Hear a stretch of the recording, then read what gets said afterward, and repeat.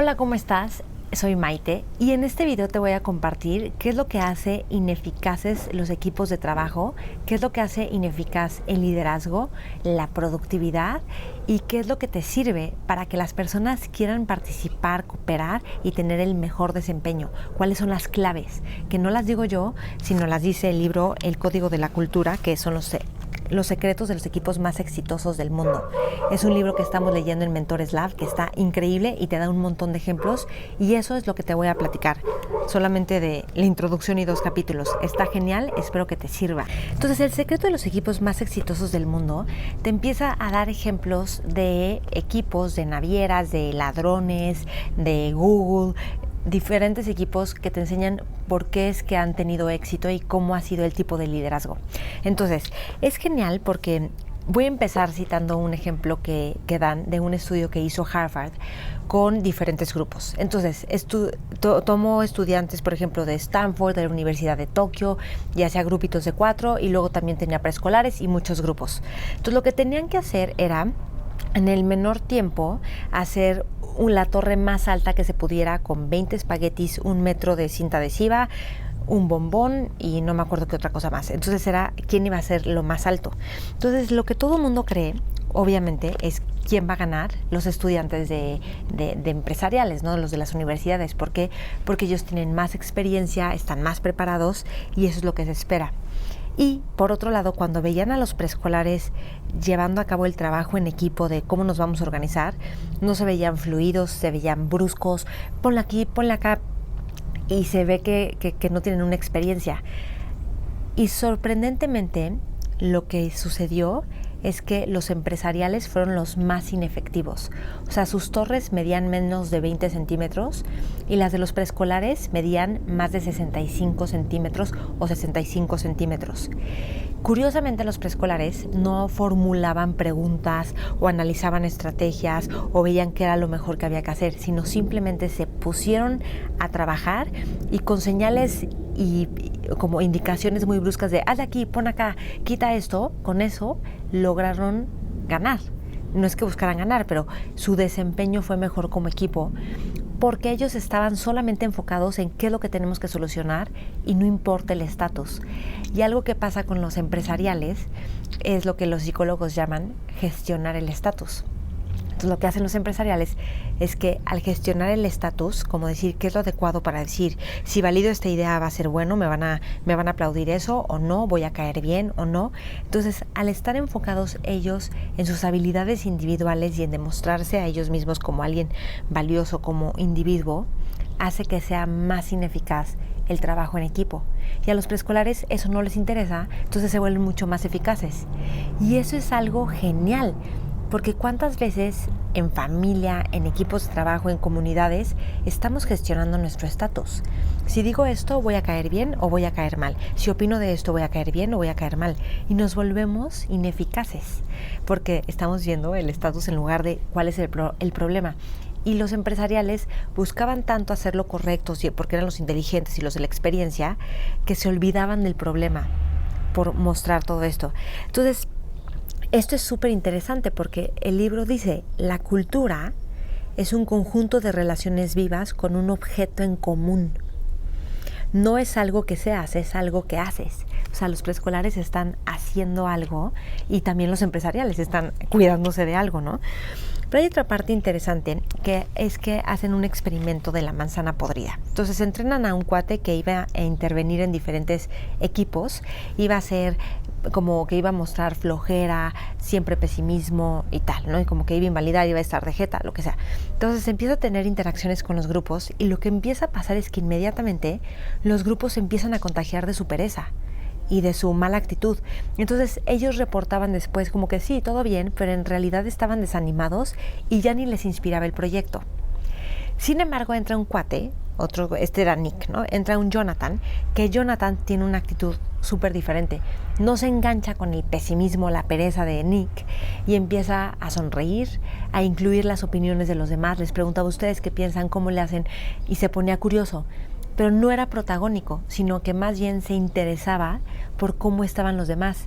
Inmediatamente las demás personas empezaban a involucrarse porque él nada más era amable, estaba curioso por escuchar a los demás.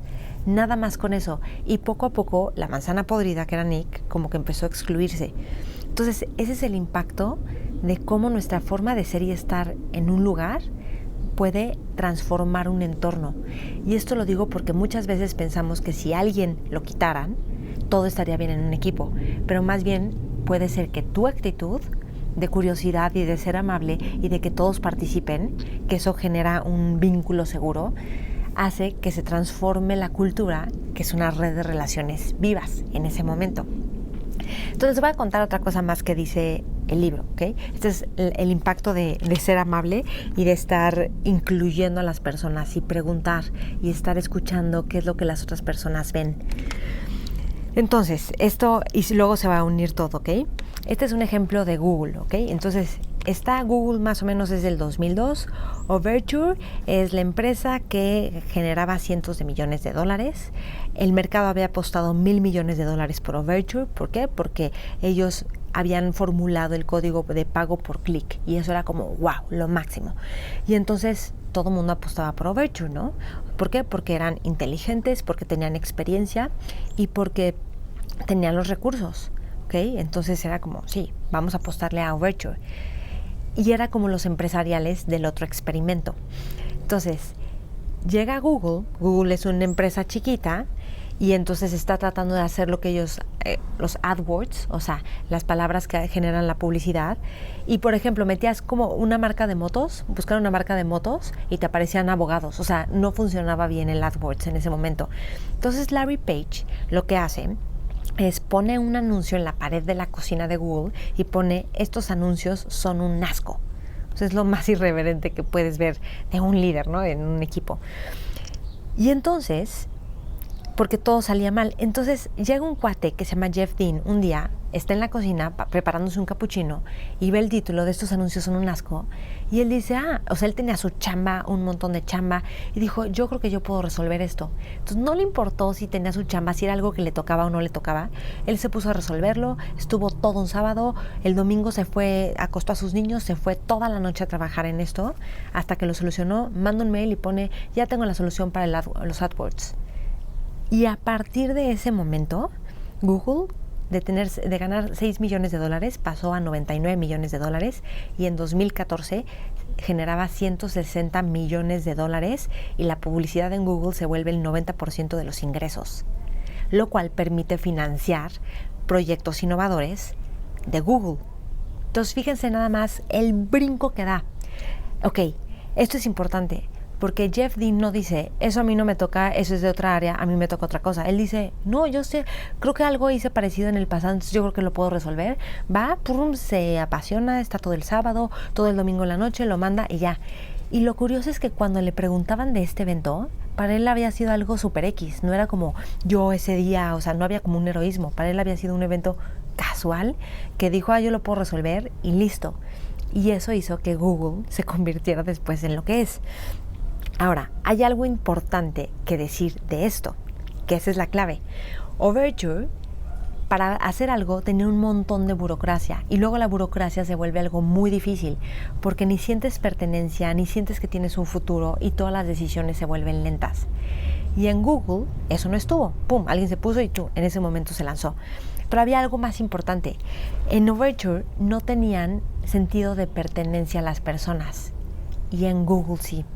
¿Cómo se generaba este sentido de pertenencia? Jugaban hockey en el estacionamiento.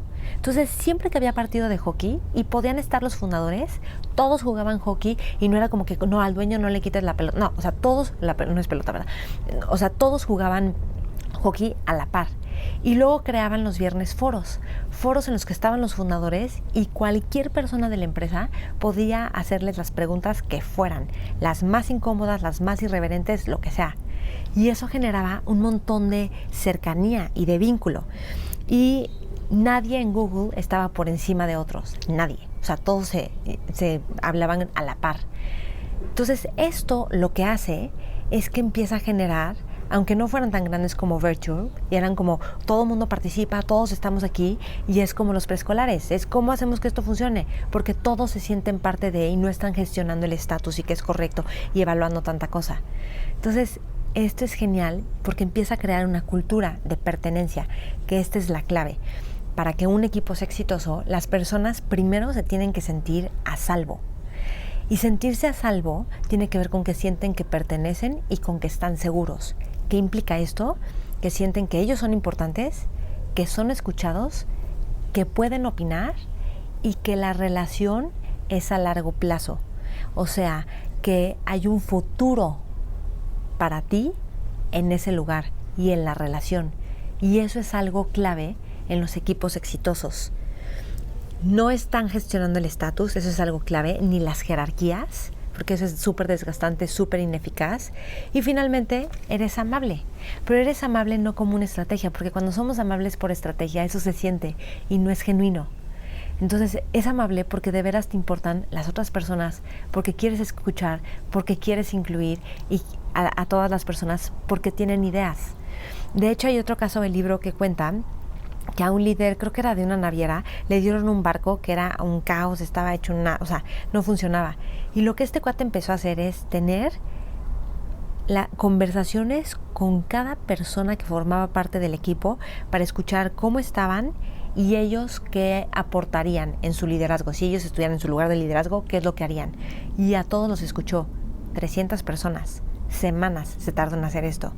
Y además se ponía hombro con todos. Entonces todos empezaron a ver que había una transformación en la cultura. Decían, este cuate está haciendo lo que nos está pidiendo y además nos escucha.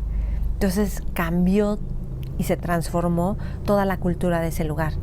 Entonces, si quisiera concluir este programa con algo es útil cuando estamos gestionando el estatus. Como que queremos vernos bien, queremos vernos inteligentes, hay como una pose, queremos ser aceptados, aplaudidos. Cuando estás haciendo eso, estás siendo ineficaz porque tu foco ya no está en lo que hay que resolver y en el problema, está en habilidades individuales que demostrar. Ineficaz. Y además yo creo que es bastante estresante y desgastante, ¿okay? Y tu sentido de ser se vuelve muy vulnerable, porque si no te superaprecian, entonces te ponen en riesgo. Sin embargo, si tu foco está en cómo sumamos, cómo ayudamos, cómo resolvemos esto, ya no está en ti, en sí mismo de ti, sino está en cómo vamos a ayudar y generar esto, que hay como una sensación en la que tú desapareces. ¿Qué es lo que le pasó a Jeff Dean? Dijo, a mí esto ni fue algo tan importante, yo solo pensé que podía resolverlo y listo. Y entonces Google pasó a generar $160 millones de 6 que generaba, ¿no? A lo largo de diferentes años. Entonces, eso es algo importante.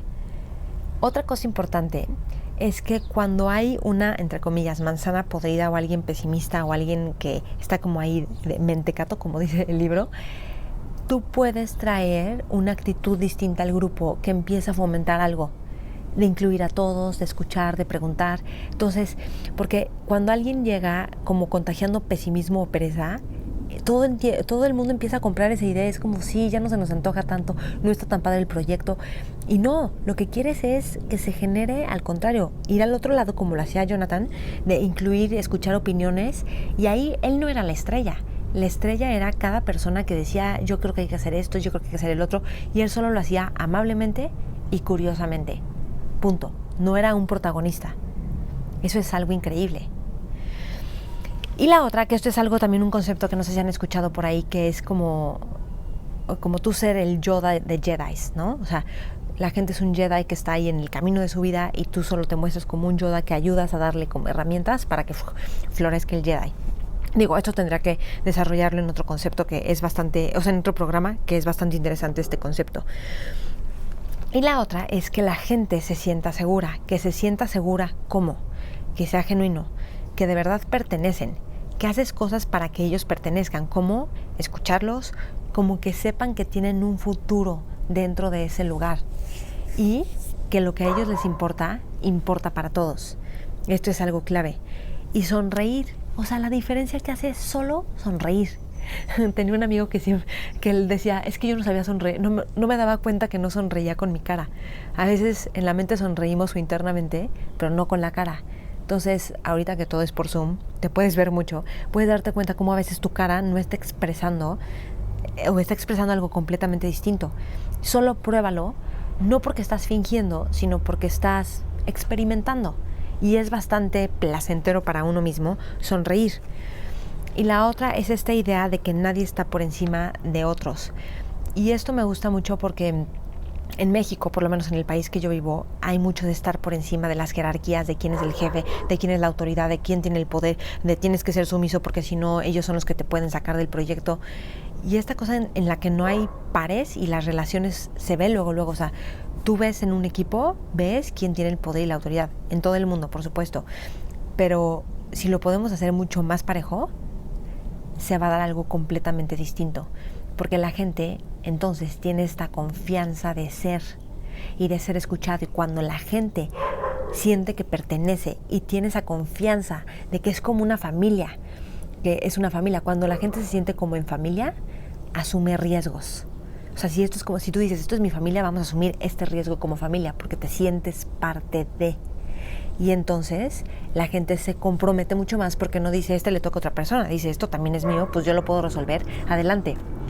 Y de hecho, cuando uno mismo esté en esa postura, porque a veces decimos como eso a mí no me toca y qué flojera y yo para qué trabajo de más, pero no va por ahí, tiene que ver con involucrarte. A mí cuando me da flojera algo, a veces estoy en proyectos o en juntas que me dan mucha flojera o que siento que no están avanzando. Entonces, si yo empiezo como a comprar la pereza y la flojera y el juicio, se vuelve tedioso y no estoy aportando nada. En cambio, cuando empiezo a decir, ok, ¿cómo avanzamos esta conversación? Ok, ¿cómo yo doy esta idea que creo que puede servir? Ok, ¿cómo? Entonces tu postura ya es más proactiva y para ti es como parte de la familia, porque no lo ves como, bueno, la junta que a ver a qué hora acaba, porque así son estos, ¿no? Yo he tenido juntas con bancos, por ejemplo, internacionales, o sea, o instituciones grandes, donde es gente muy top, con un gran entrenamiento y preparación, y donde veo que hay mucha o sea, que no son efectivas las juntas. No digo que siempre, pero alguna me ha tocado que no es efectiva. Y me doy cuenta que nos estamos perdiendo, entonces lo que hago es, ¡pum!, aterrizar. Y ya, pero no es como que, ay, no, se están perdiendo y qué flojera, o la junta tiene que durar 3 horas. No, yo empiezo a aterrizar porque quiero mover, porque quiero que suceda lo que es importante. Y ellos mismos me han dicho, es que sí, está buenísimo, tú nos ayudas a aterrizar. Y yo digo, claro, porque somos parte de, somos como una familia. Entonces, espero que esto te haya servido. ¿Para qué? Para tu familia, para tu trabajo, para tu comunidad, para tus grupos. Estos tips y estos ejemplos que tiene el secreto de los equipos más exitosos del mundo. Es el código de la cultura. Me encantará saber qué es lo que más te sirve de esto, de este pequeño resumen que te hice de 2 capítulos, o 3 de introducción y 2 capítulos. ¿Qué es lo que más te sirve? Y también quiero saber cuál es el concepto que vas a aplicar y en dónde. Porque aplicarlo es lo que va a hacer que digamos, órale, sí es cierto, sí sirve. Y además, para eso queremos los conceptos, ¿no? No solo para que sean buenas ideas que peloteamos, sino aplicarlas. Ahí es donde está el verdadero valor. Entonces, si crees que este video, programa, le puede servir a alguien más, compártelo con esa persona. Gracias por compartir, gracias por comentar, gracias por escuchar, por ver, y espero tus comentarios con qué es lo que más te gusta, qué es lo que más te sirve, y si quieres pertenecer a mi base de datos, mándame un correo a cursosmaite@gmail.com y pones, quiero ser parte de tu base de datos, les mando un mail a la semana más o menos compartiéndoles lo que estoy haciendo en Mentores, o si tengo algún curso y les tengo descuentos, o así, ¿ok? Y también para estar en contacto. Entonces, estos son los secretos de equipos exitosos. Hay un montón de cosas, pero acuérdate, sonríe, sea amable, incluye, escucha y genera una relación a futuro, que la gente se sienta seguro contigo o en tu equipo y sepan que tienen un futuro. Eso es la clave para que la gente sea productiva, se involucre y se comprometa. Y tú no esperes a que alguien más lo haga, tú hazlo siempre en tu vida. Gracias, espero que te sirva.